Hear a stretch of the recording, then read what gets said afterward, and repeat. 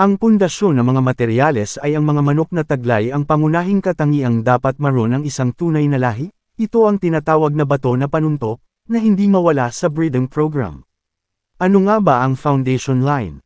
Ang mga foundation line ay ang sinaunang linyada, na hinubog at kinanday sa lakas katapangan cutting, at katalinuhan, na sinubukan sa mabigat na labanan, ngunit bawat taon at sabay sa makabagong teknolohiya, kasabay nito ang pagbabago ng sistema ng laban, at karamihan din ng foundation bloodline ay hamina na sa kadahilan ng bawat breeders, ay may kanya-kanyang infusement na sa bawat foundation line nila.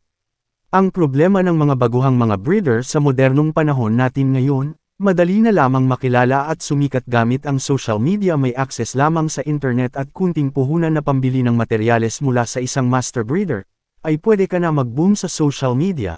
Ngunit ang kakulangan ng kaalaman tungkol sa breeding pagkalipa ng 3 o 6 na taon mapapansin mo na bigla na lamang sila nawala at bumagsak. Dahil hindi nila alam kung paano mapanatili ang mga pundasyong katangian sa kanilang linyada.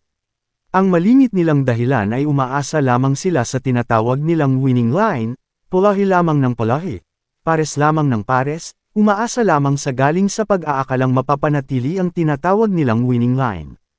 Hindi masama ang magpanatili ng isang winning line sa ating yarda.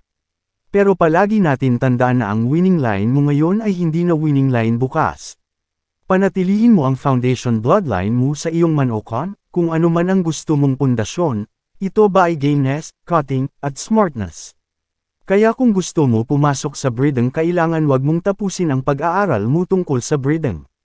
Hindi ito ang industriya na may katapusan sa pag-aaral, kung hindi alam ng breeder kung ano ang foundation bloodline na katangian at kung paano ito panatilihin sa pagdaan ng henerasyon, ay tiyak na unti-unti itong mawawalan sa dugo. Ano nga ba ang mga linyada sa panahon ngayon na kilala sa gameness, cutting, at smartness? Gameness bloodline, mga hatches tulad ng McLean Hatch, Gilmore Hatch, Billy Rubble Hatch at mga White Hackle. Mga cutting bloodline, Kelso Claret at mga Lemons.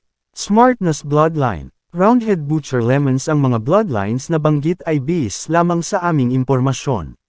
Tandaan, hindi lahat ng nabanggit may mayroong kanang katangian. Humanap ng parent ng maayos na breeder at mapagkakatiwalaan. Kung nagustuhan mo ang aming video, maaari kang mag-subscribe sa aming channel, para sa mas marami pang tips tungkol sa game fowl at sanay magtagumpay ka kapatid.